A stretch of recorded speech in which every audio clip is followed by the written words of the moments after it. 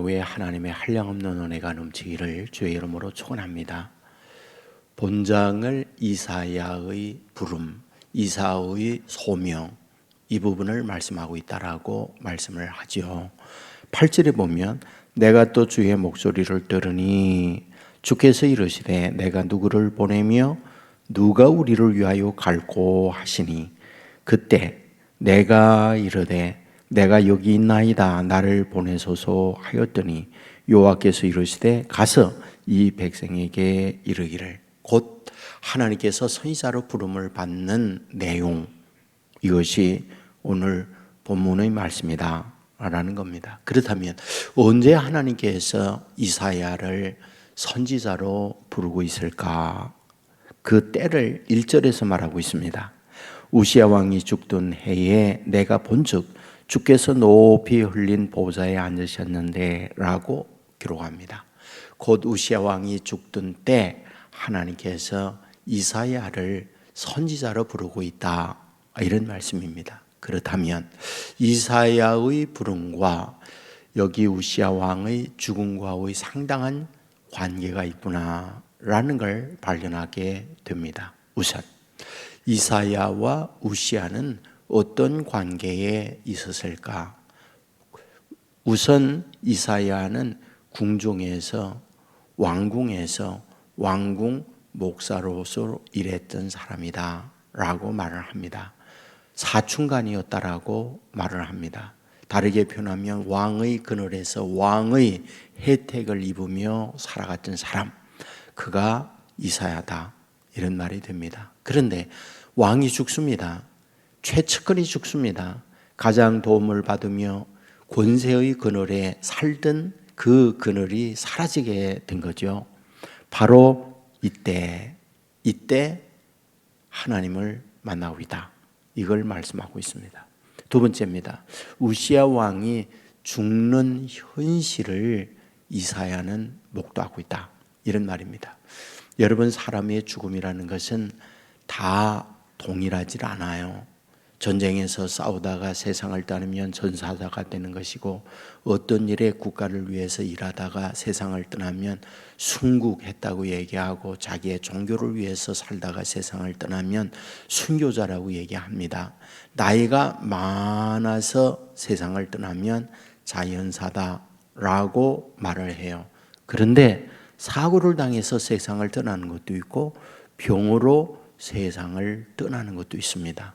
그것을 사고사 또는 병사라고 말을 하죠. 그러면 우시야 왕이 죽는 죽음은 어떤 죽음을 맞이하고 있는 걸까요? 병사였어요. 그런데 그 병사도 그냥 생로병사의 병사는 아니었습니다. 우리가 이 죽음에 관한 부분을 역대하 26장에서 보게 됩니다. 우시야가 왕으로 있을 때에 하나님께서는 이 왕 우시야에게 어떻게 했는가? 우시야는 유다의 10대 왕입니다. 그런데 그가 강성한 국가 건설을 하면서 영토 확장을 했고 농업개혁을 통하여 국민들의 경제 수준을 높여 주었어요. 그래서 역대하 26장 5절 말씀에 보면 여호와를 찾을 동안에는 하나님이 형통하게 하셨더라. 그리고 역대하 26장 15절에 보면 강성하여 짐이었더라 라고 기록합니다. 그런데 문제가 있어요. 여호와께서 형통하게 하고 강성하게 했더니 우시야는 어떻게 됐느냐? 역대하 26장 16절에 보면 그가 강성하여 짐에 그의 마음이 교만하여 악을 행하여 그의 하나님이 여호와께 범죄하되 곧 여호와의 성전에 들어가서 향단에 분향하려 한지라 라고 되어 있습니다. 곧 하나님의 성전에 들어가서 향단에 제사하고 불을 피우는 일은 왕이 하는 일이 아닙니다. 제사장이 하는 일입니다. 그리하여 당시 그 제사장 아사랴가 있는데 왕에게 말을 하지요. 폐하, 이 일은 폐하가 하는 일이 아니올시다.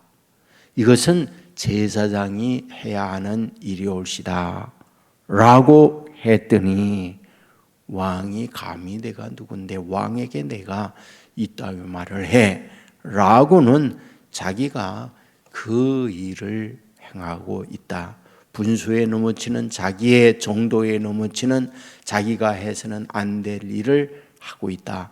이 부분을 말씀하고 있는 거잖아요. 그때 하나님께서 어떻게 했느냐. 성경을 보면 우시야 이마에 나병이 들게 했다. 한센병이 들게 했다.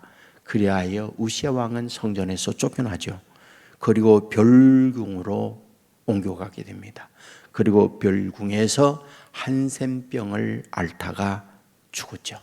이것을 누가? 이사야가 옆에서 본 거예요. 그 이런 상황을 옆에서 이사야가 보고는 그가 한 것이 무엇이냐?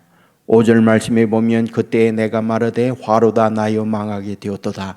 나는 입술이 부정한 사람이요 나는 입술이 부정한 백성 중에 거주하면서 만군의 여호와이신 왕을 배웠음이로다 라고 말씀을 합니다. 굉장히 의미가 있는 말씀이에요. 여러분 궁중에서 제사장 일로 또는 궁중 목사로 일했던 사람이 이사야였어요. 그런데 그와 같이 하나님의 일을 하는 이사야가 뭐하다? 그동안에 하나님도 못 만났고 그동안에 내가 누구인지를 몰란 거예요. 그냥 자기는 거기에서 직업인처럼 일을 하고 있었어요. 그런데 왕이 세상을 떠나는데 그냥 떠나는 게 아니라 이마에 나병이 들고 그리하여 앓다가 세상을 떠나는 걸 보면서 덜컥하는 거죠. 그리고 여호와의 전에 들어갑니다. 그리고 여호와의 전에 들어갔을 때 거기에서 하나님을 만나요. 그 하나님을 만나면서 하나님 앞에 자기를 비춰보았더니 뭐다? 나여 망하게 되었도다. 나는 입술이 부정한 사람이다라고 고백을 해요. 무슨 말일까요? 전에도 망할 존재였어요. 전에도 입술이 부정한 존재였어요. 그런데 전에는 몰랐어요. 그런데 이제야 압니다. 언제요? 우시야 왕이 죽는 그때요. 그때 하나님 앞에 들어가서 하나님을 만나는 순간에 하나님이신 거울 앞에 자기를 보는 거예요. 그리고 부정한 존재인 걸 알고 망할 존재인 걸 발견하게 되는 거죠. 그리고는 하나님 앞에 고백하는 거죠. 나여 망하게 되었더라고요. 근데 문제가 있죠. 10절 말씀에 보면 이 백성의 마음이 둔하여 그들의 귀가 막히고 그들의 눈이 감기게 하라 라고 하는 말씀이 있어요. 그러니까 여러분 눈이 침침하고요 귀가 둔해서요 보지 못하고 듣지 못하는 경우들이 있어요. 연세가 많아지면은 눈이 침침해져요. 귀가 둔해져요. 여러분 단순하게 육체적인 육안이나 어떤 우리의 육의 귀만 어두워지는 게 아니라 영안이 어두워지고 영의 귀가 어두워져서 하나님께서 이와 같이 보여주고 알게 하고 깨닫게 하는데 뭐다? 백성이 그걸 모르는 거예요. 그건 비극인 거예요. 여러분 어느 분이 얘기했어요. 하나님께서 나이가 많아질 때에 우리의 눈을 침침하게 한다. 그리하여 세상에 그들은 보지 못하고 하나님의 걸 보게 하기 위한 거다. 귀가 어두워져서 세상의 귀 잘 듣지 못한다. 그러므로 세상 것은 듣지 아니하고 하나님의 것을 듣게 하고자 하는 하나님의 의미가 영적 의미가 그 안에 담겨 있다. 이런 이야기하는 걸 듣게 됩니다. 여러분 굉장한 의미가 있잖아요. 우리가 살아가면서 수없이 많은 일들 저와 여러분에게 얼마나 겪습니까? 그런데 그 겪는 속에 뭐하다? 하나님의 우리에게 말씀하고자 하는 메시지가 그 안에 반드시 담겨 있거든요. 그거를 보는 거예요. 그거를 듣는 거예요. 그게 영안의 사람이에요. 그러니까 이사야는 우시아가 죽던 해에 성전에 들어가서 그걸 본 거죠. 그리고는 하나님을 만났더니 하나님의 음성이 들려오는 거예요. 이 시대에 내가 누구를 보내고 그러자 내가 여기 있나이다. 나를 보내소서. 그리하여 선지자로서 발걸음을 내딛고 있는 말씀. 이것이 오늘 본장이다. 그러므로 오늘 저와 여러분에게도 동일하지 않지만은 여러 가지 방법을 통하여 하나님이 말씀해 주십니다. 보여주십니다. 여러분, 우리의 영안을 열어야 해요. 영의 귀를 열어야 해요. 그리고 그 가운데 하나님의 일하심을 발견하고 하나님의 음성을 듣고 이와 같이 산다고 그러면 저는 분명하게 말씀드립니다. 세상의 것만 보고 세상의 것만 들으며 사는 것과요, 하나님의 세계를 보고 하나님의 들려오는 음성을 들으며 살아가는 사람과는 하늘과 땅만큼 다릅니다. 이건 상상할 수가 없어요. 여러분, 이 새벽에 뭐하러 왔습니까? 저와 여러분의 욕심만을 구하고 인간의 살면서 하나님을 마술 램프와 같이 어떤 나의 도움을 구할 때에 하나님을 통하여 내 욕심만 채우는 사람으로 살기 위하여 왔습니까? 물론 그것도 있죠. 하나님을 나의 도구로 이용해 먹으면 안 돼요. 이 세상 살아갈 때에 하나님 외에 다른 진리의 길이 어디에 있겠나이까? 라고 고백을 하면서 하나님의 인도받고자 하는 소망을 갖게 될 때 늘 얘기하잖아요. 중심을 보는 하나님이라고. 그런 마음으로 하나님께 나아가면 하나님은 이와 같은 심정으로 나아가는 저와 여러분에게 뭐예요? 영안을 열어주는 거죠. 영의 귀를 열어주는 거죠.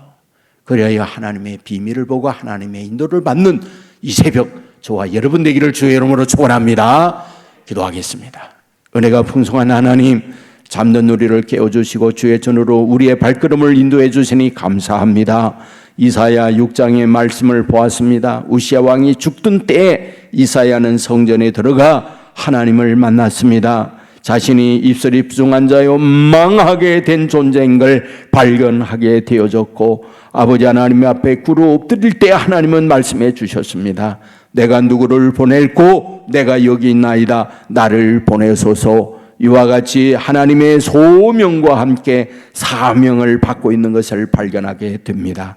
주여, 원하옵는 것은 우리에게도 크고 작은 일들이 일어나게 되어질 때에 영안이 열리고 영의 귀가 열려져서 하나님께서 우리를 향하여 이 시대에 말씀하는 것을 듣게 하고 보게 하여 주옵소서. 그리하여 신령한 영적 사람으로 살아가게 해주시고 아버지의 가르침을 받아 나아감으로 하나님의 신령한 종으로서의 쓰임받는 자녀들 되게 하여 주옵소서. 이 시간에도 기도합니다. 믿음의 기도가 되어 하늘 보좌를 움직이게 하여 주옵소서. 능력을 덧입게 하여 주옵소서. 세상의 크고 작은 일들을 만나게 될 때에 내 힘이 아니라 나와 함께 하시는 하나님의 힘으로 태산을 넘게 해 주시고 어려운 세상을 넉넉히 이기는 자녀들 되게 하여 주옵소서. 골리앗이 있을 때에 너는 창과 칼을 가지고 오지만은 나는 만군의 여호와 이름으로 내게 가노라. 이런 고백이 우리에게 있게 하여 주시옵소서. 홍해가 있을 때 내 힘은 안 되지만 나를 향하여 일하시는 하나님의 능력으로 홍해를 갈라주시는 체험을 하게 하여 주옵소서. 광야 인생길에 앞서가시며 구름기둥 불기둥으로 인도하셨던 하나님, 우리에게도 그 같은 은혜를 허락하여 주시옵소서. 오늘도 주님과 동행하며 어디에 뭘 하든지 주의 종들을 통하여 주의 뜻이 이루어지게 하여 주옵소서. 아버지 하나님이여, 우리의 자녀들 하나님이 맡아주시기 원하옵나이다. 수많은 유혹이 쓰나미처럼 밀려올 때에 아버지 하나님이 도와주셔서 시험에 들지 않게 하여 주시옵소서. 온 세계 교회 여기까지 인도함을 감사합니다. 아버지의 뜻이 이루어지는 교회가 되게 하시고 수고하고 무거운 짐자들의 쉼을 얻는 곳이 되게 하여 주옵시고 방황하는 이들이 빛대신 주님을 만나 인도함을 받는 곳 되게 하여 주옵소서. 우리만이 아니라 세상을 변화시키고 세상을 이끌어가는 교회가 되게 하여 주옵소서. 아버지 하나님이 오늘도 어디에 뭘 하든지 임마누엘 되시는 주님과 함께 동행하는 자녀들 삼아주실 줄 믿고 예수님 거룩하신 이름으로 기도드리옵나이다. 아멘. 하늘이